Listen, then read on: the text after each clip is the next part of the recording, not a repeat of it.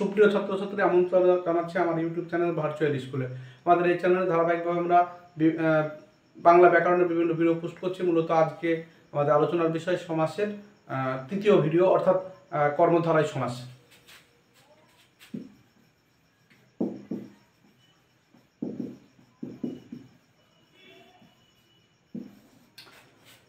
পূর্বে আমরা সমাস কি এবং সমাসের বিভাগ সেই সম্পর্কে আমরা জেনেছি। আমরা পরপর দুটো ভিডিও আলোচনা করা হয়েছে। আজকের যে ভিডিও, এই ভিডিওতে আমরা জানবো কর্মধারায় সমাস কাকে বলে। তো কর্মধারায় সমাসের এই যে কর্মধারায় অংশ, কর্মধারায় এর ব্যাসবাক্য হলো যে করে সে ধরে, কিংবা যিনি করেন তিনি ধরেন। পূর্বের ভিডিওতে আমরা জানতে পেরেছি যে কর্মধারা সমাসে মূলত পরপদের অর্থ প্রাধান্য পায়। যে কর্মধারায় এই শব্দটি অর্থ যে করে সে ধরে, অর্থাৎ এক্ষেত্রে কর্মধারা সমাসের পূর্বপদ এবং পরপদ এই দুটো একই বোঝাবে।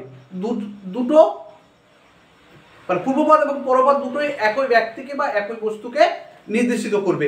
এক্ষেত্রে দুটোই আলাদা পৃথক নয়। আমরা একটা উদাহরণ নিয়ে আলোচনা করার চেষ্টা করি। যেমন, যিনি রাজা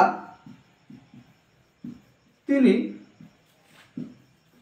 ঋষি, রাজর্ষি।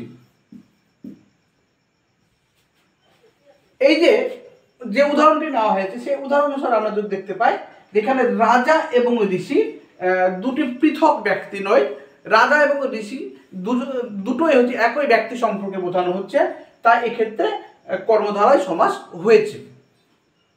কর্মধারা সমাস নির্ণয় করবো আমরা কি করে? কর্মধারা সমাস আমরা বুঝবো কি করে? আমরা জানি যে যখনই পরপদের অর্থ প্রাধান্য পায় তখন সাধারণত দ্বিগু, তৎপুরুষ কিংবা কর্মধারায় সমাস হয়।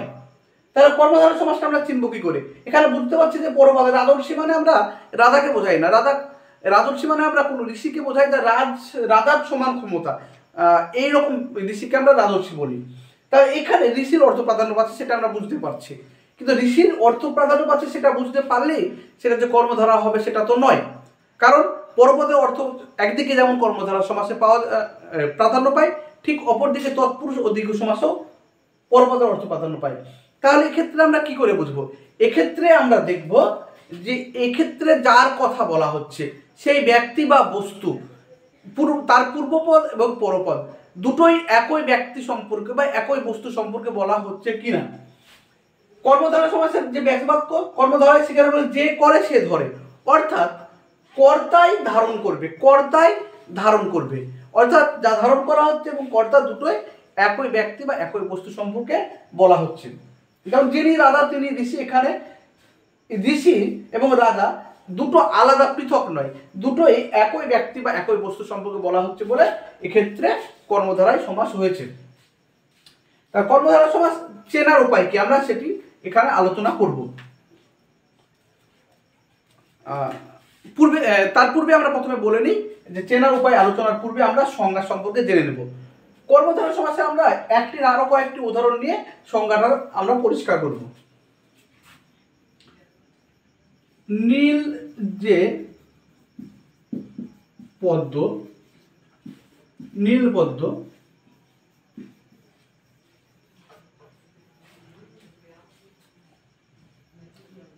কাঁচা অথচ মিঠা, কাঁচা মিঠা, কাঁচা মিঠা।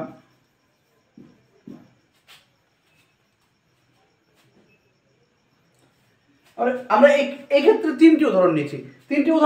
উদাহরণে আমরা পূর্বপদগুলো যদি লক্ষ্য করি, এক্ষেত্রে পূর্বপদ নীল, এক্ষেত্রে পদ্ম, কাঁচা, মিঠা।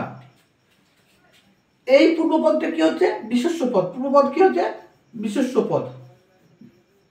এই পূর্বপদটা কি আছে? বিশেষ্য পদ। পদ্ম বিশেষ্য পদ, নীল বিশেষণ, কাঁচা বিশেষণ,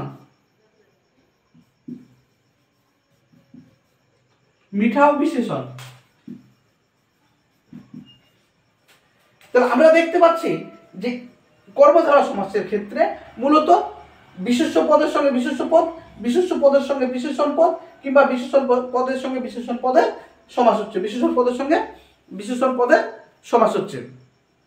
তাহলে আমরা কি বলতে পারি, সমাসের সংজ্ঞা বলতে কি বলতে পারি, যে কর্মধারা সমাস মানে আমরা জানি যে পরপদের অর্থ প্রাধান্য পাই। কর্মধারা সমাসের মানে তার পরপদের অর্থ প্রাধান্য পাবে। আর কর্মধারা সমাসের পূর্বপদ হয় বিশেষ্য হবে কিংবা বিশেষণ হতে পারে। অর্থাৎ আমরা ধরে নিতে পারি যে পূর্বপদ এবং পরপদ বিশেষ্য কিংবা দুটোই বিশেষ্য, কিংবা একটি বিশেষ্য কিংবা একটি বিশেষণ হতে পারে, কিংবা দুটোই বিশেষণ হতে পারে। তাই সংজ্ঞাটা সেই ক্ষেত্রে আমরা যদি সাজিয়ে বলি, সেক্ষেত্রেও আমরা বলতে পারি যে যে সমাসে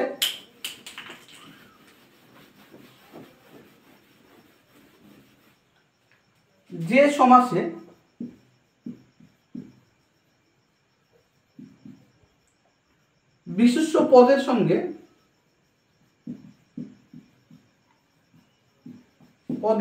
সঙ্গে বিশেষ্য পদ কমা বিশেষ্য পদের সঙ্গে বিশেষণ পদ, কিংবা বিশেষণ পদের সঙ্গে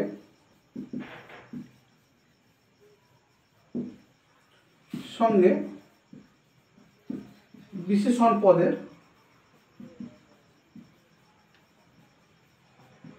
সমাসয়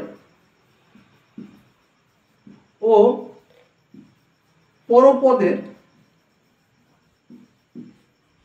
অর্থ প্রাধান্য পায়,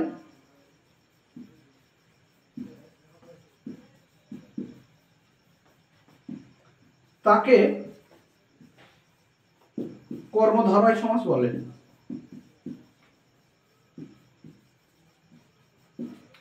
কর্মধারয় সমাস কি হবে, এর পূর্বপদ বিশেষ্য হতে পারে এবং পরপদ বিশেষ্য হতে পারে, কিংবা পূর্বপদ পরপদ দুটোই বিশেষণ হতে পারে, কিংবা পূর্বপদ ও পরপদের মধ্যে একটি বিশেষ্য কিংবা একটি বিশেষণ হতে পারে, এবং পরপদে যদি অর্থ প্রাধান্য পায় তখন তাকে আমরা কর্মধারয় সমাস বলবো। এবার কর্মধারয় সমাস নির্ণয়ের উপায় আমরা আলোচনা করব। কর্মধারয় সমাসকে আমরা কিভাবে নির্ণয় করতে পারি বা কিভাবে কর্মধারয় সমাস নির্ণয় করব।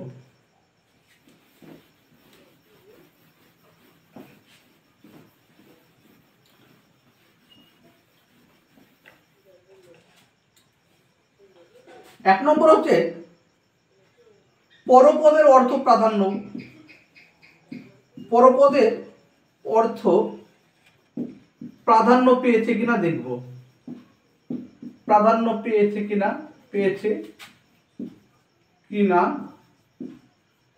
তা দেখব। 2 নম্বর হচ্ছে পূর্বপদ ও পরপদ একই ব্যক্তি বা বস্তুকে নির্দেশ করছে কিনা,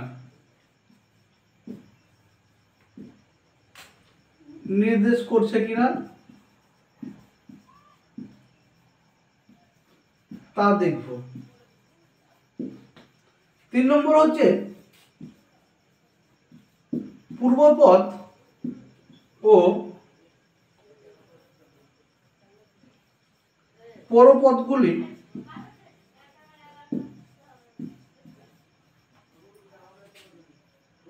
বিশেষ্য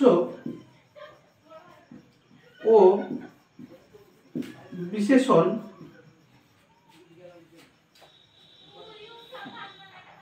আছে কিনা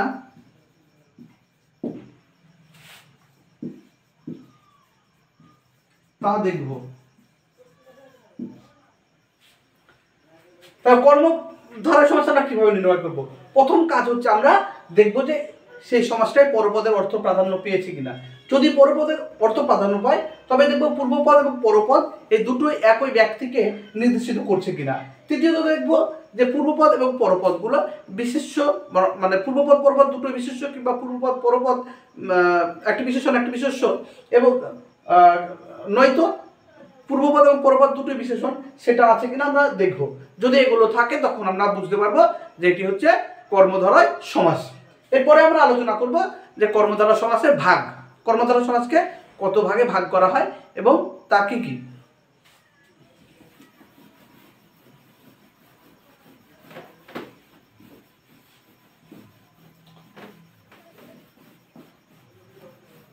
তো কর্মধারয় সমাজকে প্রধানত দুই ভাগে ভাগ করা হয়, প্রধানত তিন ভাগে ভাগ করা হয়। কর্মধারয় সমাজকে প্রধানত তিন ভাগে ভাগ করা হয়। এক হচ্ছে সাধারণ কর্মধারয়, সাধারণ কর্মধারয় সমাস। দ্বিতীয় ভাগের নাম হচ্ছে মধ্যপদলোপী, মধ্যপদলোপী কর্মধারয়। তৃতীয় ভাগের নাম হচ্ছে তুলনাবাচক, তুলনাবাচক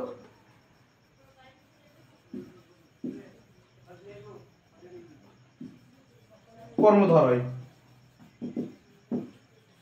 এই তুলনাবাচক কর্মধারয় সমাজকে আবার তিন ভাগে ভাগ করা হয়। তুলনাবাচক কর্মধারয় কয় ভাগে ভাগ করা হয়? তিন ভাগে। তুলনাবাচক কর্মধারয়কে তিন ভাগে ভাগ করা হয়। এক ভাগ হচ্ছে উপমান, উপমান কর্মধারয়। দ্বিতীয় ভাগ হচ্ছে উপমেয়, উপমিত কর্মধারয়।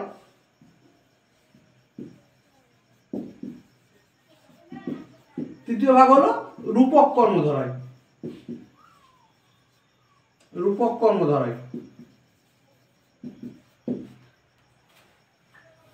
কর্মধারয় সমাজকে প্রধানত কয় ভাগে ভাগ করা হলো? তিন ভাগে। সাধারণ কর্মধারয়, মধ্যপদলোপী কর্মধারয় এবং তুলনাবাচক কর্মধারয়। তুলনাবাচক কর্মধারয়কে তিন ভাগে ভাগ করা হয়: উপমান কর্মধারয়, উপমিত কর্মধারয় এবং রূপক কর্মধারয়।